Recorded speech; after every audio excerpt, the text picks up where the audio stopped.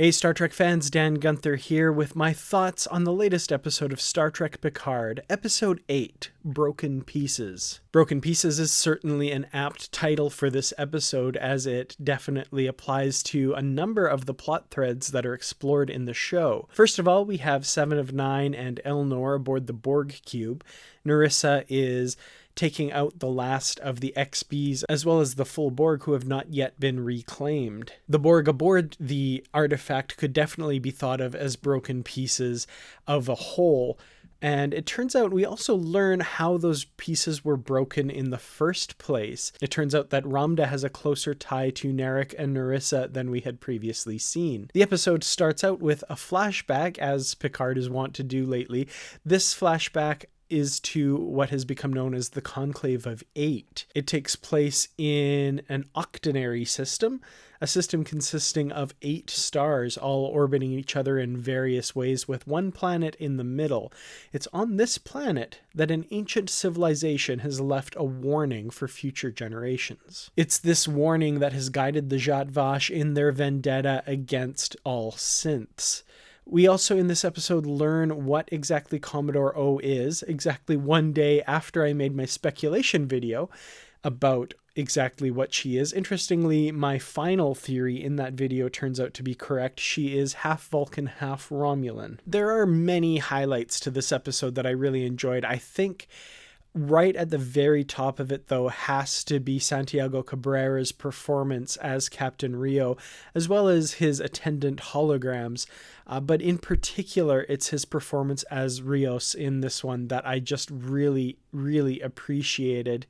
His pain when he's telling the story of the death of his former captain, the captain of the Ibn Majid. It's heartbreaking, and I actually got a little misty-eyed at the moment when he's talking about his captain's suicide. Cabrera's performance is just exactly on the money for conveying that pathos and that hurt and that pain that came from that moment. Another moment that I want to highlight is Alison Pill's character, Agnes Girardi, when she is first meeting Soji and her childlike wonder at this creation of Bruce Maddox's. I really bought into the admiration and the appreciation of this work of art, as she calls her. There's been a lot of things with her character. She's done a lot of wrong, but seeing her childlike wonder at meeting this synth for the first time was really nice. I mean, it's not a full redemption for her character, obviously.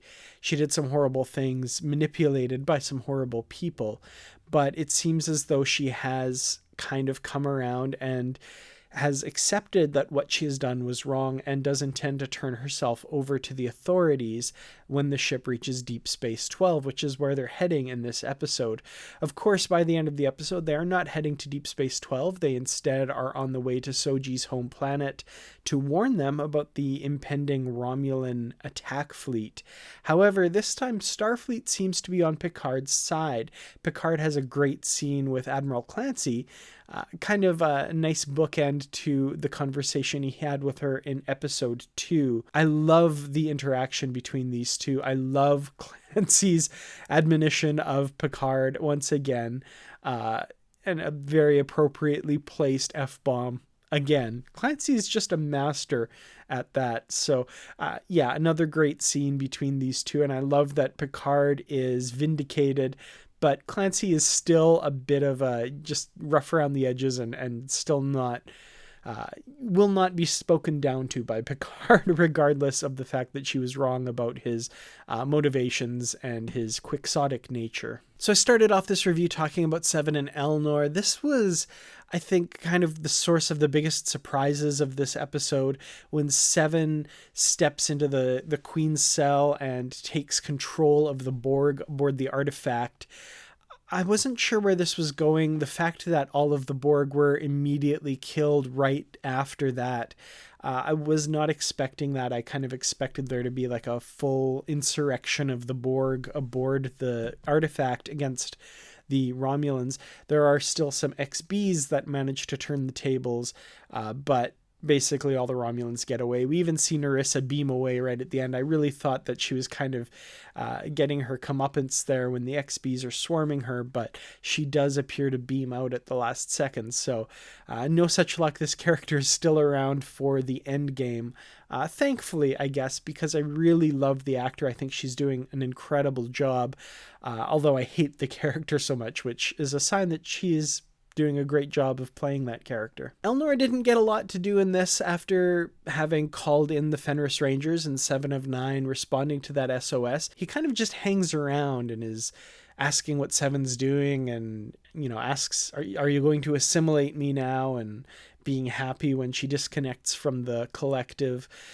So yeah, I'm not sure. His character didn't seem to serve too much of a purpose here. I do like that kind of innocence about him. He's still very much a child, very inexperienced, and he played that well, but it felt like there wasn't much for him to do here, unfortunately. Some great conversations and interactions in this episode. I think the two for me, after having mentioned the one between Raffi and Rios where he's talking about his captain, but the other two that really stuck out to me were Picard and Soji talking about Data. That conversation just ended on the perfect note where Soji says he loved you, talking about Data and how he felt about Picard. I thought that was just a very nice scene, not explained, not elaborated, just ending the conversation there, ending the scene there. I thought that was the perfect note to end on. And then after that, the conversation between Picard and Rios on the bridge when they're heading towards the Borg transwarp conduit. And they're speaking about, Rios kind of has some concerns. She took over my ship in 5 seconds and she could be dangerous. She could be the destroyer. And Picard's counter to that, which, I haven't completely bought yet, but I love the passion from which he speaks, that the true destroyer is fear and they need to have optimism and hope and that sort of thing. It just felt like a real Star Trek-y type message to me. So I really appreciated that conversation. I thought that was a great place to end the episode. They reach the transwarp conduit and they enter it on their way to the homeworld of Daj and Soji, and Narek's little scout ship decloaks and follows them in. So we haven't seen the last of Narek. I was kind of surprised he never showed up in this episode, but I'm glad he's going to play a part in this endgame. Narissa, I think, is going to play a part in this as we head into the final 2 episodes of Star Trek Picard. And according to the episode titles, it's a 2-parter. So looks like we're definitely headed for the climax. So I think this was definitely a top-notch episode. Not my favorite of the series so far. There were a few tonal issues, pacing issues, after kind of the warmth and beauty of the last episode, spending it on Nepenthe. This episode seemed kind of dark and dreary and dismal, and that was kind of a symptom of having to spend all this time on the La Serena and on the Artifact. It's pretty dull. There's not a lot of color, not a lot of happiness. The little bit of hope that we do get is that speech of Picard's at the end when he's talking to Rios. So not my favorite episode, but definitely propelling us forward and kicking things into high gear for the 2-parter that's going to cap off the series. So what did you guys think of this? I want to hear your thoughts in the comments below. What did you think of the episode Broken Pieces? Please sound off with your thoughts. I'd love to hear them. Thank you all so much for watching, and thanks of course to the Patreon supporters for all of your help in bringing these episodes to you. Even, like I said, just $1 a month would really help out. $5 will get you the credit at the end of each episode though. So once again, thank you so much for watching. I'll see you in the next video. Until then, as always, live long and prosper.